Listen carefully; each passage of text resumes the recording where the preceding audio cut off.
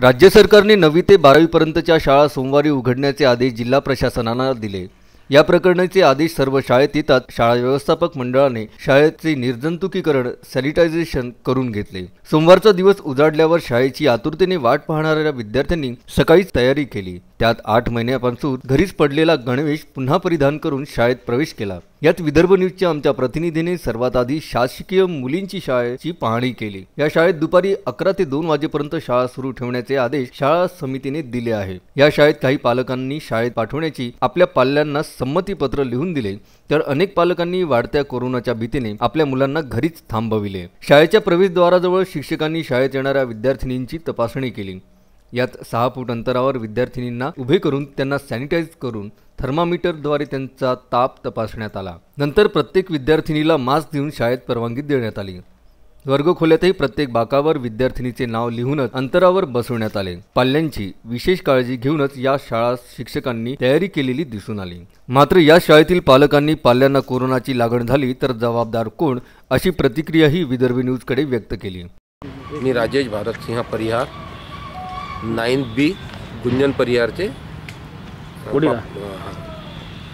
तो ये 10th में है बच्ची, और आप ये स्कूल चालू कर रहे हैं अभी, इस विषय में कुछ बात चर्चा करना था, इस लिए आए थे हम। ऐसा है, वो अथॉरिटी लेटर लिख के ले रहे हैं भाई, इनकी जिम्मेदारी ख़त्म हो गई कि तुम तुम्हारे रिस्क पे बच्चे को भेजो।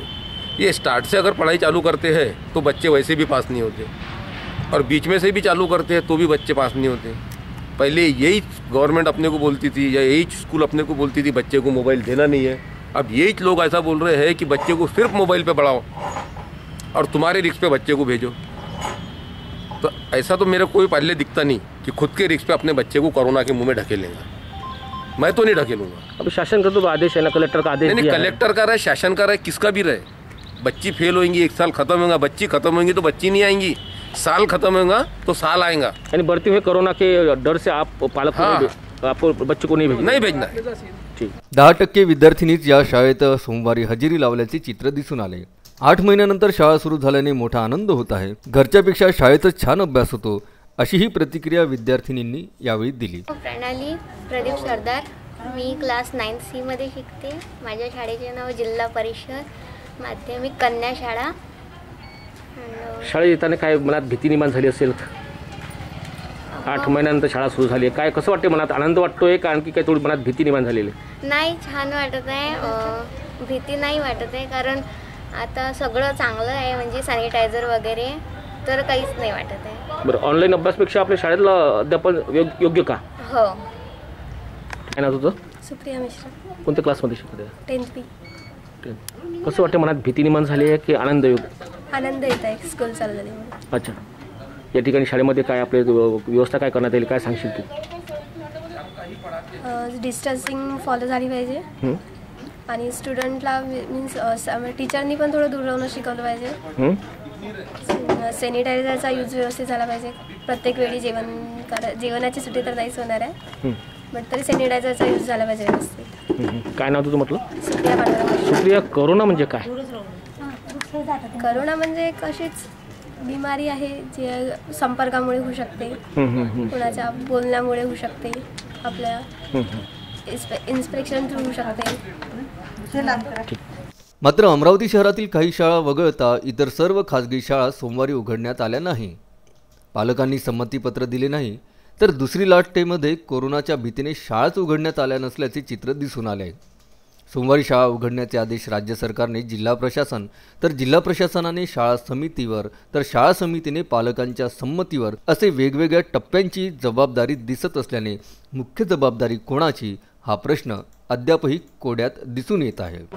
मी मुख्याध्यापक किशोर इंगडे, जिल्हा परिषद माझी शासकीय माध्यमिक कन्या शाळा कॅम्प अमरावती। या शाळेमध्ये आज दिनांक 23/11/2020 पासून वर्ग 9वी-10वीचे वर्ग सुरू करण्याबाबत शासकीय निर्देशाप्रमाणे शासनाचे जेवढे निर्देश होते त्या निर्देशाचं तंतोतंत पालन करून या ठिकाणी आज 9वी-10वीचे वर्ग सुरू करण्यात येत आहे। या ठिकाणी आम्ही स्वच्छतेच्या बाबतीत संपूर्ण परिसर आणि वर्गखोल्या, व्हरांडा, आतील सर्व परिसर स्वच्छ केलेला आहे। तसेच संपूर्ण शाळा निर्जंतुक केलेली आहे। पाण्याची व्यवस्था, स्वच्छ पाण्याची व्यवस्था केलेली आहे। त्यानंतर शौचालयसुद्धा निर्जंतुक करण्यात आलेलं आहे। सर्व व्यवस्था वर्गांमध्ये सोशल डिस्टन्सिंग पाळण्याकरता आम्ही एक बेंच सोडून म्हणजे 3 फुटाच्या अंतरावर मुली बसवणार आहोत. एका वर्गामध्ये हार्डली 15 मुली आम्ही बसवणार आहोत. त्यानंतर शिक्षकसुद्धा अध्यापन करतानाच 5 फुटाचं अंतर ठेवून अध्यापन करणार आहे. आम्ही प्रवेश करतानाच मुलींना या ठिकाणी 6 फुटाच्या अंतरावर गोल केलेले आहे. त्या गोलवर मुली उभ्या राहून या ठिकाणी प्रवेशित आहे. आणि प्रवेशद्वारावर मुलींचं सॅनिटायझर आणि ऑक्सिमीटर व थर्मल स्क्रीनिंग टेस्ट केल्या जात आहे व सॅनिटायझर आणि मास्क पुरवल्या जात आहे मुलींना. तर शासनाच्या नियमांच्या या ठिकाणी तंतोतंत पालन केलं जात आहे. सोमवारपासून शाळा सुरू करण्याचे आदेश राज्य सरकारने संबंधित जिल्हा प्रशासनाला दिले असता अमरावती शहरामध्ये शासकीय शाळा सुरू करण्यात आलेल्या आहे. मात्र पटावर असलेल्या संख्येनुसार काही विद्यार्थ्यांनी या कोरोनाच्या भीतीमुळे शाळेमध्ये आपल्या गणवेशामध्ये प्रवेश केलेला आहे. मात्र वाढत्या कोरोनाच्या भीती पाहता अनेक खाजगी शाळा अद्यापही बंद आहे. खरोखरच अमरावती जिल्ह्यामध्ये कोरोनाचा आकडा आता दिवसेंदिवस वाढत आहे आणि शासनाने दिलेल्या आदेशाचं पालन खरोखर होईल काय? जिल्हा प्रशासनाने संबंधित शाळेवर जबाबदारी दिली आहे आणि संबंधित शाळाने पालकांच्या संमतीवरच शाळेमध्ये परवानगी घ्यावी असे आदेश दिलेले आहे. या एकमेकावर या ठिकाणी दिलेल्या आदेशाचे पालन होते काय? आणि खरोखरच या अमरावती जिल्ह्यामध्ये कोरोनाचा आकडा वाढता शाळेमध्ये जर कोरोनाने प्रवेश घेतला तर मोठा स्फोट होण्याची शक्यता नाकारता येत नाही. अजय शृंगारे, विदर्भ न्यूज, अमरावती.